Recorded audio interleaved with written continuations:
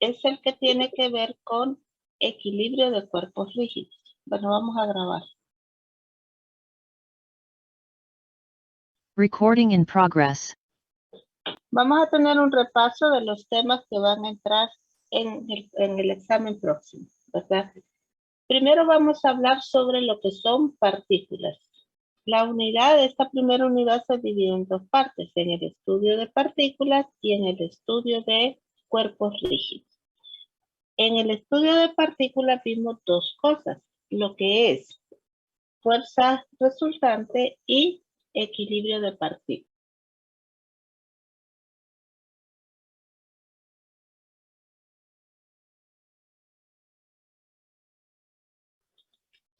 Bien, entonces, ¿qué es una partícula?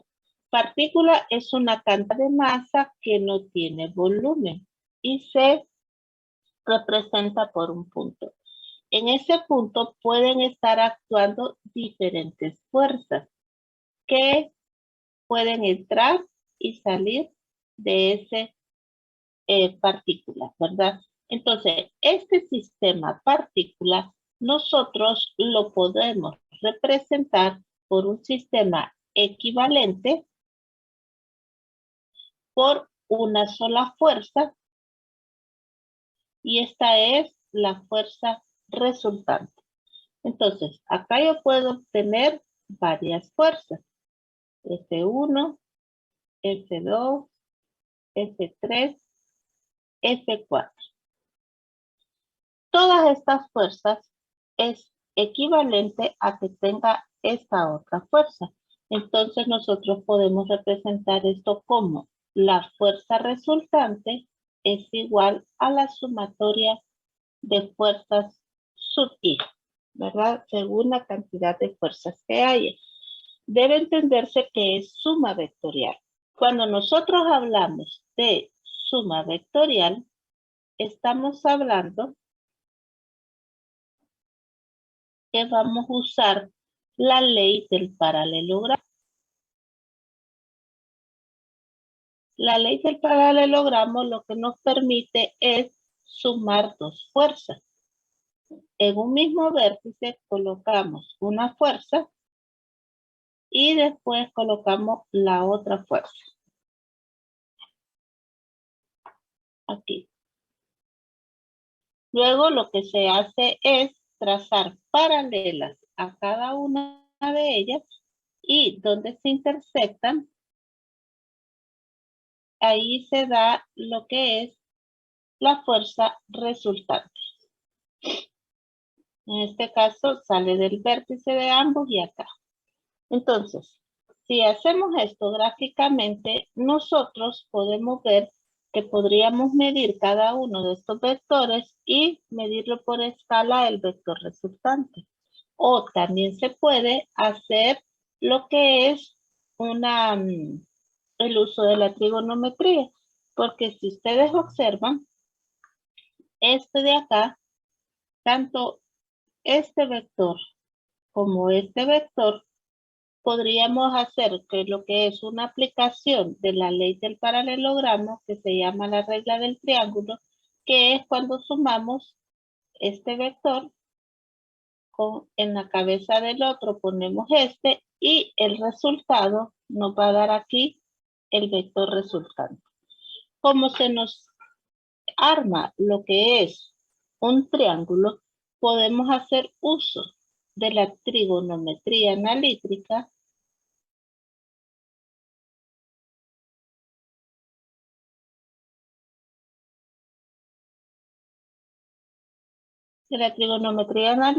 para poder resolver y encontrar lo que es esta fuerza resultante cuando tenemos únicamente dos vectores. Si queremos agregar otro vector, pues entonces lo vamos agregando a la resultante y nos genera un nuevo triángulo. Y así sucesivamente se puede ir haciendo la suma vectorial. Cuando tenemos lo que es un vector, un triángulo, perdón, los triángulos pues vamos a tener lo que son los tres vértices.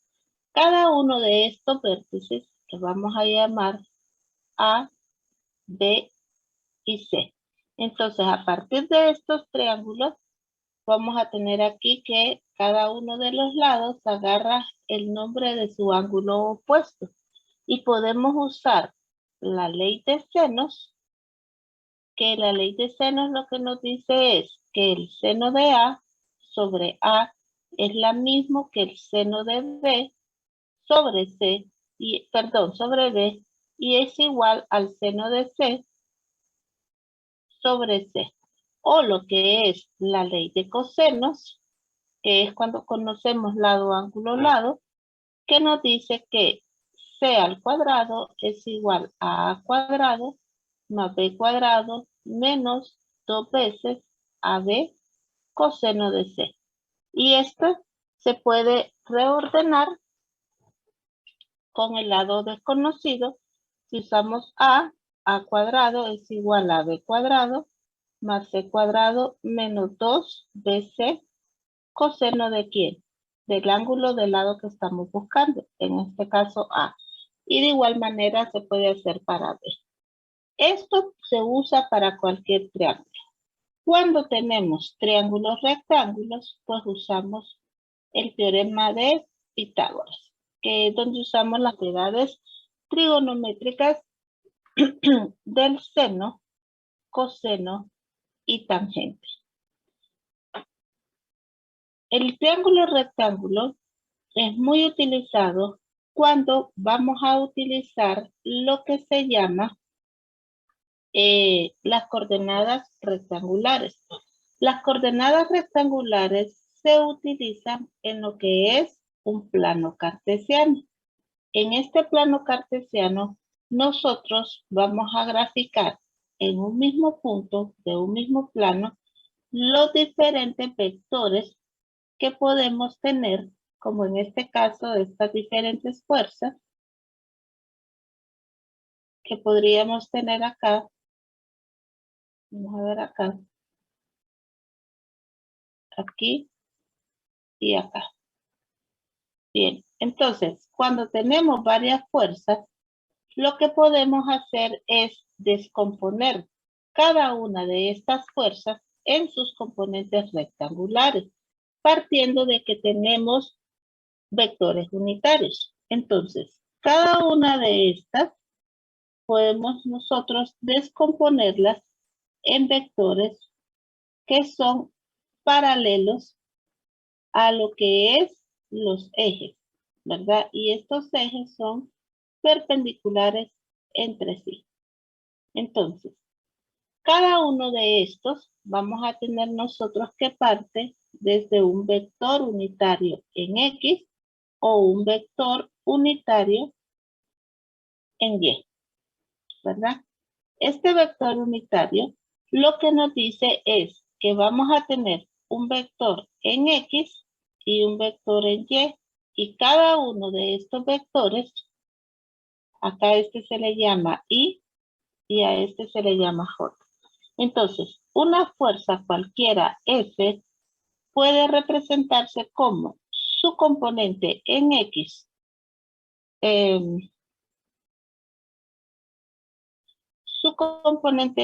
y más su componente en Y, J.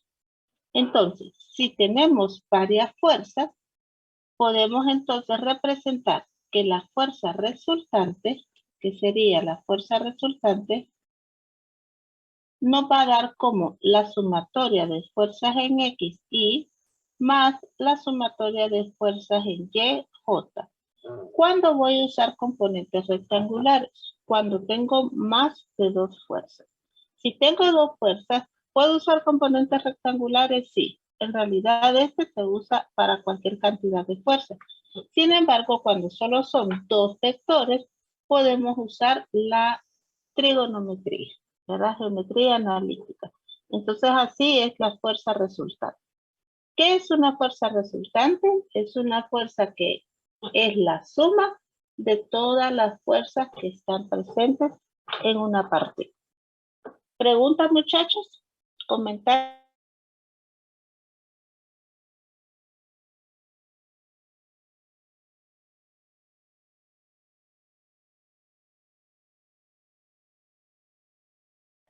Por el momento ninguna de mi parte.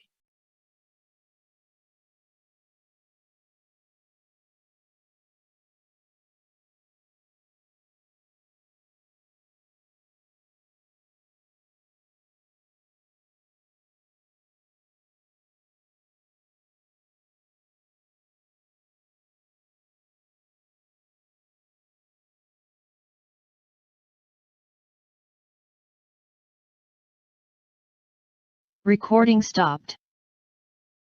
Recording in progress.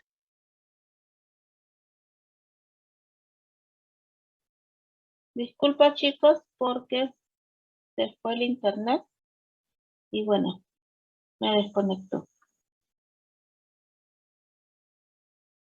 Estábamos hablando sobre cuerpo rígido.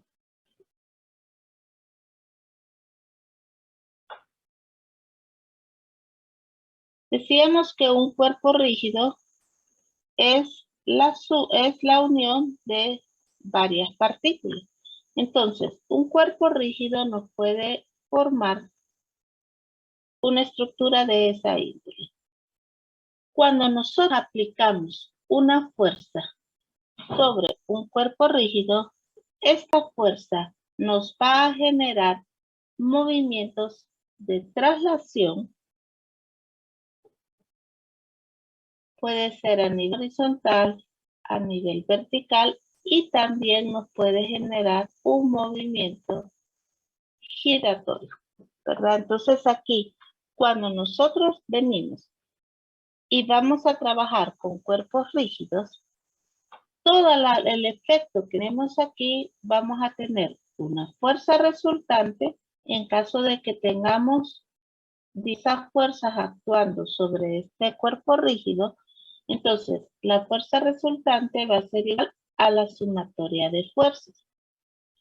Y vamos a tener un momento resultante también, que va a ir en función de un punto de apoyo. Si nosotros decimos que nuestro punto de apoyo es este, entonces el momento resultante que vamos a tener, si nosotros decimos que este es F1, F2 y F3, entonces aquí va a ser igual al momento de la fuerza 1 más el momento de la fuerza 2 más el momento de la fuerza 3. Todo esto, ¿verdad? Este de aquí se llama el teorema de Waring. Recordemos que el momento es igual al producto cruz de R por F. En este caso, la fuerza resultante. Y este de aquí sería igual a R1 cruz P1 más R2 cruz F2 más R3 cruz F3. A partir de acá, entonces, nosotros vamos a tener que este sistema es equivalente a este. Cuando decimos que es equivalente, es que va a tener el mismo efecto. Principios que nosotros aplicamos.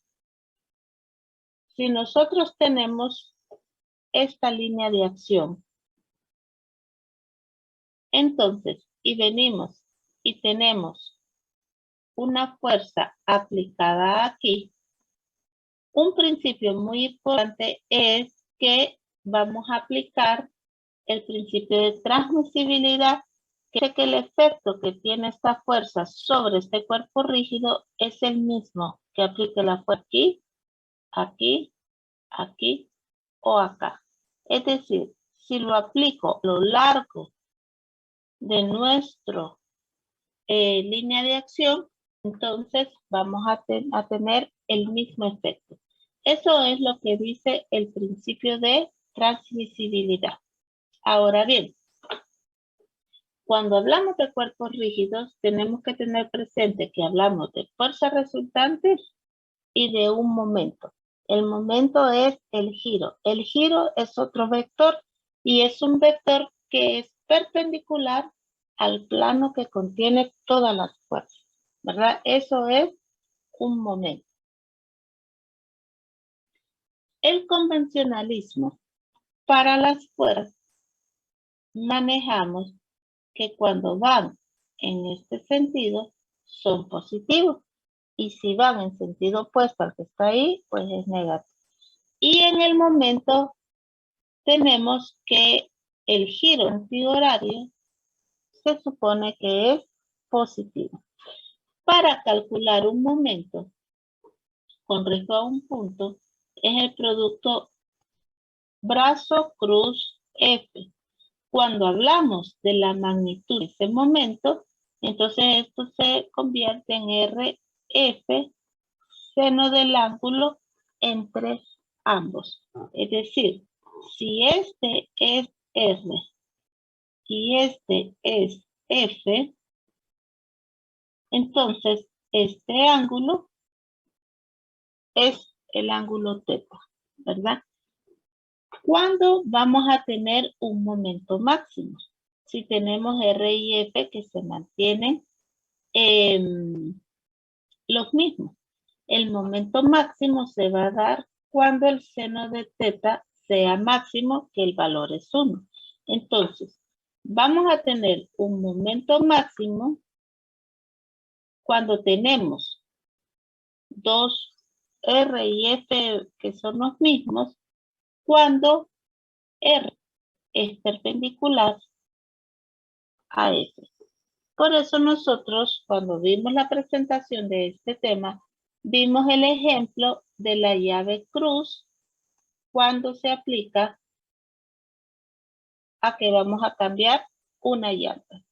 Entonces, en este sentido, si nosotros aplicábamos para aflojar esta tuerca, aquí, esto son fuerzas perpendiculares, es mejor que si aplicáramos fuerzas, digamos, así, ¿verdad? Si aplicamos fuerzas inclinadas, vamos a necesitar aplicar fuerza mayor a que las apliquemos perpendiculares. ¿Y eso cómo? ¿Por qué se da? Justamente por esto, ¿verdad?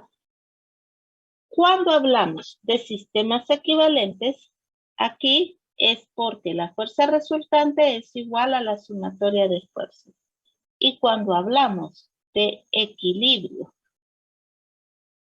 de cuerpos rígidos, aquí lo que vamos a tener es que la sumatoria de fuerzas que es igual a la fuerza resultante, pues es igual a 0.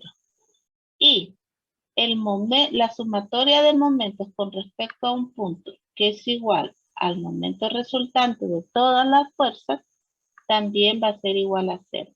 Entonces, cuando hablamos de equilibrio de cuerpos rígidos bidimensionales, vamos a contar con 3 ecuaciones de equilibrio.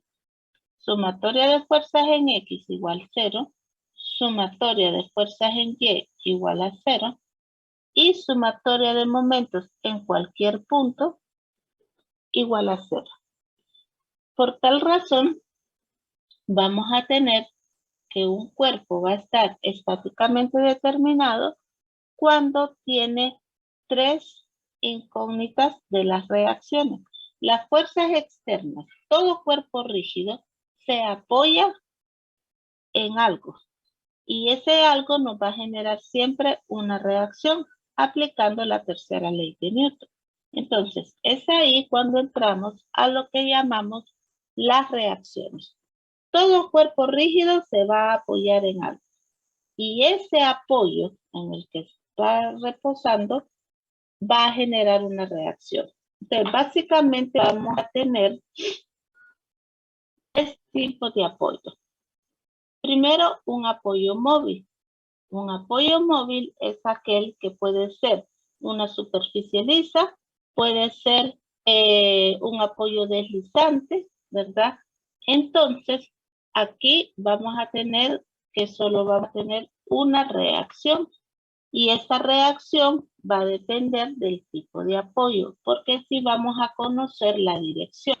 Por ejemplo, si tenemos un apoyo deslizante, digamos que este es el cuerpo y este es el apoyo, vamos a tener que nuestra reacción va a ir perpendicular a la superficie de apoyo.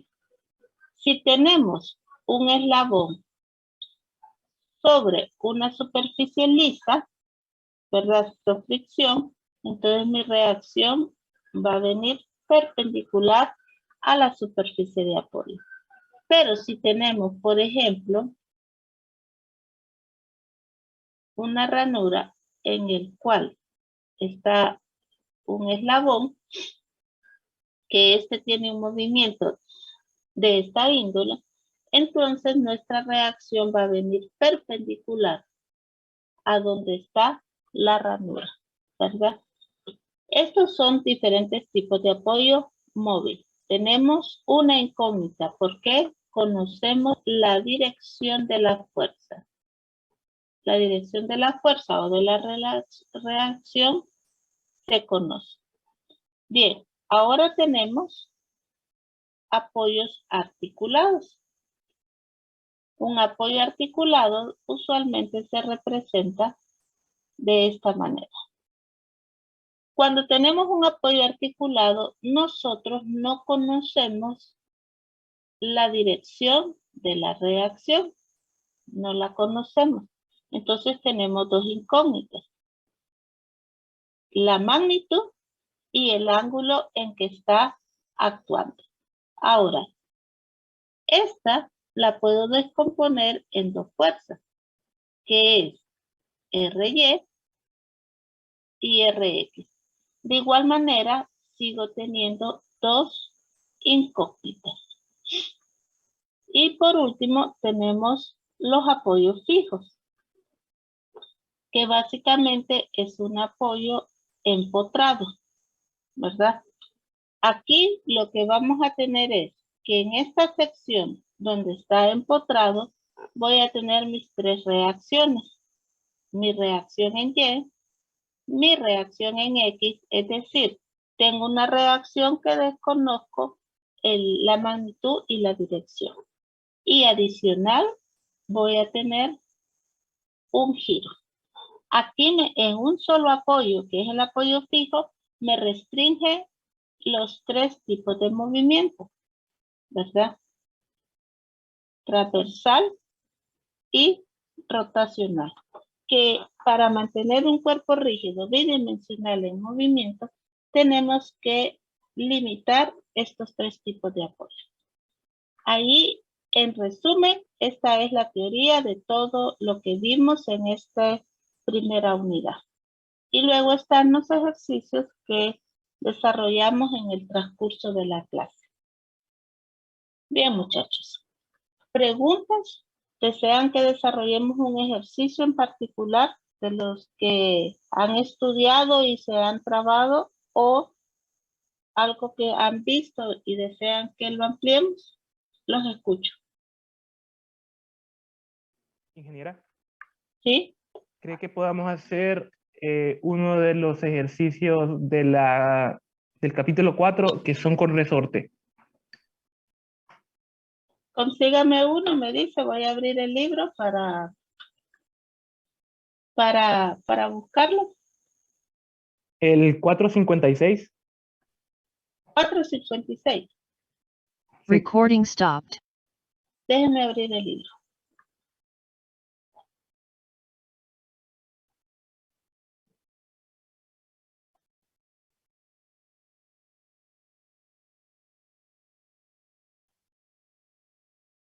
Capítulo 4.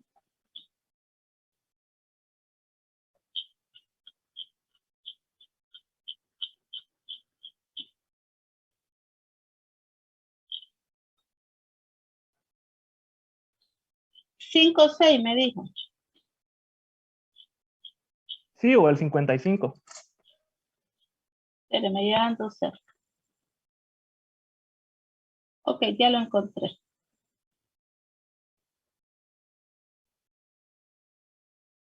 Voy a parar esta grabación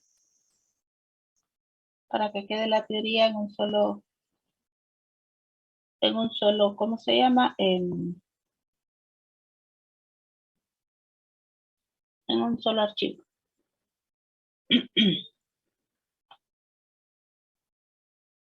Bueno, el 455 Dice un collarín B de peso W, se mueve libremente. Esto le pasa en el término de W, K y L. Ok. Vamos a copiarlo para que lo desarrollemos.